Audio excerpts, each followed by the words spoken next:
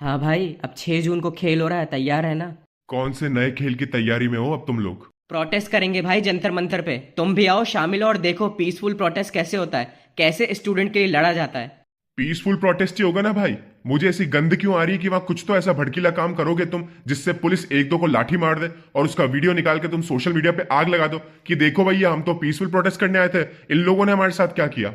बस पूरा टाइम बकवास भाई। अब तो कॉन्फ्रेंस भी अटेंड कर ली और तुम लोगों ने जो झूठे इल्जाम लगाए थे वो भी क्लियर कर दिए।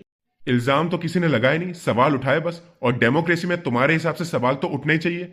वैसे तुम्हारे जो 3 स्पोक्स पर्सन आए उन्होंने किस तरह के जवाब दिए और उनका क्या एजेंडा है वो सब क्लियर हो गया। ये आपके सबसे पहले प्राइमरी स्पोक्स पर्सन सौरव दास, जो उमर खालिद के डाई हार्ड फैन है। वही उमर खालिद जो कहता है भारत तेरे टुकड़े होंगे। तुमको भाई बीजेपी से दिक्कत है, तुमको अगर करप्शन से दिक्कत है तो उनके खिलाफ बोलो। भारत बीच में कहां से आ गया? भारत के टुकड़े करने की जरूरत क्यों आई भाई? भारत ने तुम्हारा क्या बिगाड़ा है? क्योंकि तुम्हारे भी लोग रहते हैं यहाँ पे, तो दूसरी कम्युनिटी के भी रहते हैं। खैर, दूसरी चीज पे आते हैं। प्रेस कॉन्फ्रेंस में इनसे पूछा गया कि भैया ये बताइए आपको फंडिंग कहां से आ रही है, तो भाई साहब बोलते हैं ये 200 रुपए के बैनर के लिए कौन सी फंडिंग चाहिए, 100 रुपए में ऑटो में आए यहाँ पे उसके लिए कौन सी फंडिंग चाहिए। सवाल को कितनी अच्छी तरीके से घुमाया। फंडिंग की बात हो रही कि तुम जब पार्टी चलाओगे इतनी बड़ी, उसकी फंडिंग कहां से आ रही है। और तू इतना ही शाना है तो अपने बैंक स्टेटमेंट निकाल के जनता को दिखा दे।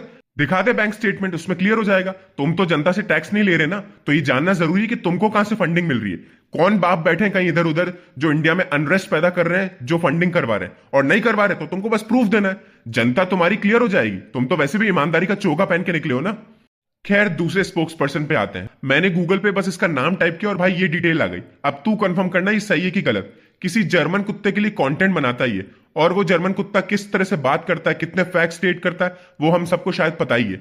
खैर, तीसरा तुम्हारा स्पोक्स पर्सन है आशुतोष रंका, जिसको बड़ी चिंता थी यार कि बाबरी गिर गई, ये हो गया वो हो गया। पर इसको बाकी लोगों की चिंता नहीं है कि उनके साथ कितने जुल्म हुए। और बाकी अगर राइट्स की लिस्ट निकाल के दे दी ना उससे पहले की, तो भाई इसके पांव हिल जाएंगे।